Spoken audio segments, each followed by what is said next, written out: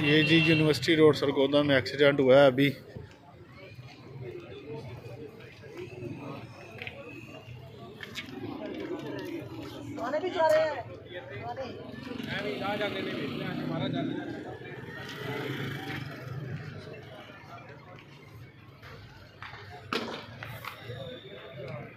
ये गाड़ी लगी है जी वो सामने खंबे में, और ये हुआ कि गाड़ी के दो टोटे हो गए। एक टोटा ये पड़ा है, एक मैं दूसरा आपको दिखाता हूँ।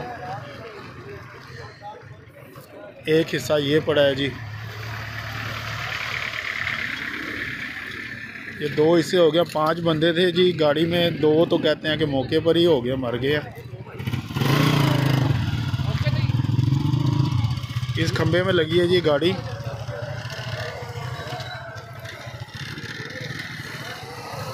अल्लाह पाक सबको अपने हिफ्ज़-ओ-मान में रखे।